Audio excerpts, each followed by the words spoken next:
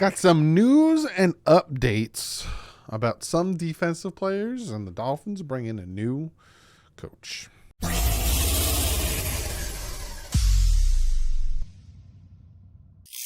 What is up, Finn fans? Yes, I got a little tidbits of news and information. I know you guys love tidbits. A lot of this comes from Daniel Afusi. I apologize if I butchered your last name, but we're going to be talking about potentially bringing back some players, some contracts, and then I'm also going to talk about a coach that was brought in to help with the secondary. But before we jump into that, one of you guys hit me up in the comment section. Again, I read all of your comments, so keep commenting. And Michael Monger informed me that on Friday, was it Friday? No, on Tuesday, February 14th, his father passed away, and his father was a huge Dolphins fan. Liked watching the channel every once in a while with him, and his name was Bob Liverman. So I thought some prayers go out to you, Michael, and to the family of Bob. Awesome Dolphin fan. He said he's been took him to the Orange Bowl and all that good stuff. So again, wanted to send out my condolences, and he reached out to me and asked if I could, shout him out because how big a Dolphin fan his father was. So I thought I'd start this video by shouting out Bob, Michael's father, and how big and long of a Dolphins fan he's been. So let's jump into this Mamma Jam. First and foremost, we're going to talk about the new coach, right? The Dolphins hired Joe Casper. He was the Eagles' defensive quality coach. He's now the safeties coach. Now, a lot of people think that was Sam Madison, man out. No, because Ronaldo Hill is brought in as the pass game coordinator and the secondaries coach, and Sam Madison is still the cornerbacks coach.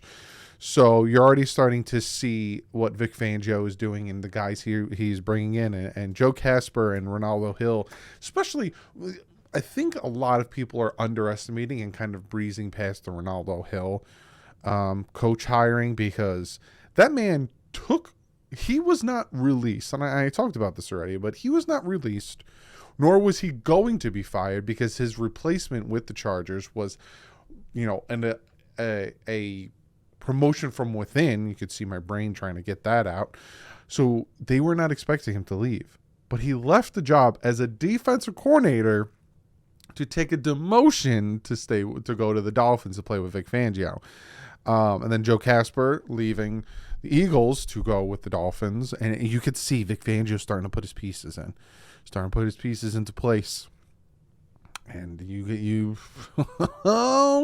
and he already said that, if there's a guy there's a guy that's going to fit this scheme, I'm going to constantly be knocking on Chris Greer's door. And that got me real happy to hear. So, as more hirings happen, as more coaches get brought in, I will keep you guys updated on that. So let's talk about some of the news and notes that have happened. I think it was yesterday was a lot of this information that came out. A lot of it comes from Drew Rosenhaus. If you guys don't know who Drew Rosenhaus is, he is a player's agent. And if you can think of some of the top players in the NFL, he is their agent. He's the agent of a few Dolphins, and one of them, Landon Roberts. Drew Rosenhaus was on the Joe Rose show, and he said there's a mutual interest in bringing back Landon Roberts. Now, I like Landon Roberts. Landon Roberts is very good at the run aspect of the defense. He's not very good at the pass coverage, but he will knock you on your butt. A big reason why the Dolphins' rush defense was as good as it was last year had a lot to do with the Landon Roberts, had a lot to do with Christian Wilkins, had a lot to do with Seiler, and Jalen Phillips. Actually, he helped a lot there, but it had a lot to do with those guys and hitting the right gap and making the tackles. And supposedly there's a mutual interest. And this past off season, they signed him to a 1-year, $2.75 million contract. I could see it being something like that, something low, something bring him back to help with the run defense, and even with other guys like Sam McGuavin and Duke Riley. There's a possibility of bringing them back with low contracts just to help out on special teams and stuff like that. But I fully expect them to make some big additions on the linebacker position. One Iowa's Jack Campbell, right? 2022 Butkus Award, which is the top award you can get as a linebacker. I'm starting now, because once we get into the free agency aspect of it, which is in like 2 weeks, then I start going into my prospects, and I'm going to change up the way I do my prospects. Normally I do top 5 prospects in general. Now I'm going to start doing top 5 prospects for the Miami Dolphins at certain positions. So, potential quarterbacks as backups, or, running backs or offensive linemen. I don't see them going for defensive linemen, linebackers, corners, and obviously, my list is going to be a little different, being that we have a second round, not a first. But Iowa's Jack Campbell, keep an eye out on him. And then, there's guys out there, Levante David Long, TJ Edwards, Tremaine Edmonds. Those are high-priced guys, but I would love to get them. But then you have, Drew Tranquill, Aziz Al-Shari. Those are younger guys, cheaper guys that the Dolphins could potentially bring in. But I want the Dolphins to go out and get, a top-name guy, like a TJ Edwards, Tremaine Edmonds, David Long. Levante David, he's kind of up there in age. I'm not more wanting him, but like the other guys, David Long, TJ Edwards, Tremaine Edmonds, those are guys that I want at the linebacker position. Shifting, actually, you know what? Let's stay with linebacker, because Jerome Baker, there's a quote here in his article that I thought was very interesting. Is essentially, how does Baker fit in Fangio's scheme? He says, inside linebacker taken on multiple facet roles in Fangio's defense, as to help stop the run and light boxes, cover, and blitz occasionally. In recent years, Patrick Willis, Navarro Bowman, Roquan Smith have all been dominant players at the center of Fangio's unit. And those are guys that you think of who are top linebackers in their position at those points. It's Patrick Willis, Navarro Bowman, and Roquan Smith. So again, could we be in the market for that? Baker's 104 pass rush snaps were his lowest since his rookie year, according to Pro Football Focus, and may have been a byproduct of the outside linebacker tandem of Jalen Phillips and Bradley Chubb. He's at his best when he's blitzing and pursuing sideline to sideline. Fangio's defense is built on subterfuge, and Baker's skill set could fit in well. Now, again, he started by saying, stop the run and light boxes, coverage, and blitz occasionally. We'll see if Baker fits in there. I had him on the list yesterday about a potential trade, because I'm still not 100% if he fits that scheme.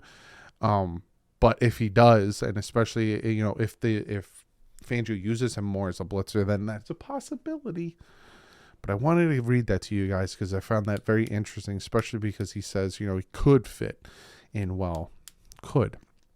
Now we're going to switch over the defensive line. Talked about Emmanuel Ogbah. He said that he should be ready to participate in OTAs. And Drew Rosenhaus, again on Joe Rose Show, said he does expect him back with the Dolphins. I think that would drastically help the pass rush. I think losing Emmanuel Ogbah definitely did hurt our ability to get after the quarterback without blitzing.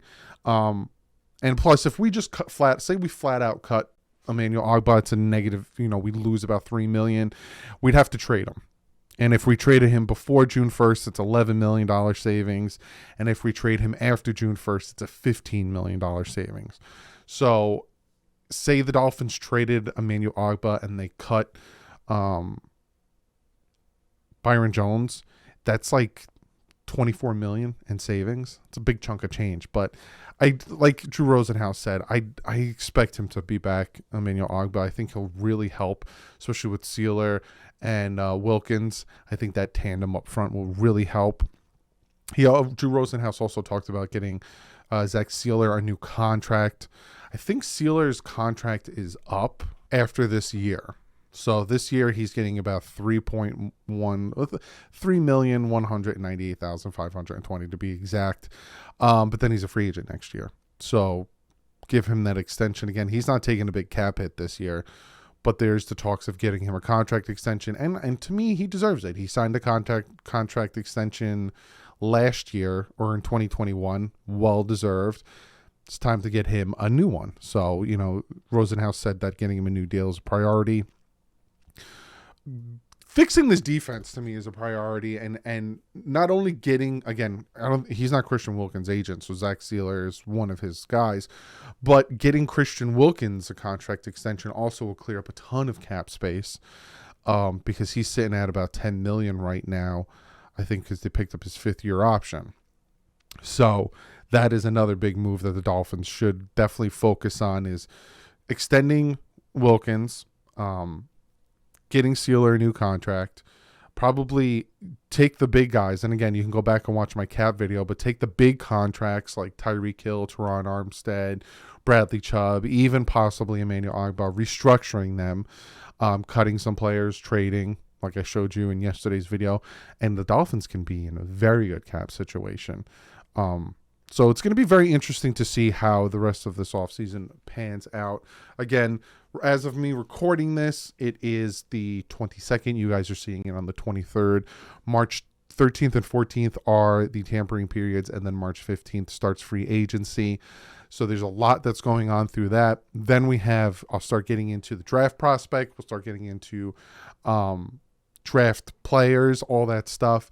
But until then, I have a lot planned. I have my AFC East rankings, my final for 2022. So we can look at that and look back at my initial and see how far off I was or how far off I wasn't.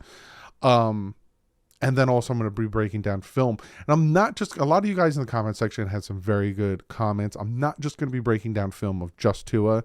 I think I'm going to start breaking down film of Jalen Phillips, because a lot of guys underestimate how good Jalen Phillips does. I'll break down some film of the offensive line, and then maybe potential free agents I want. Maybe I'll break down film of that, but it takes a lot to break down film.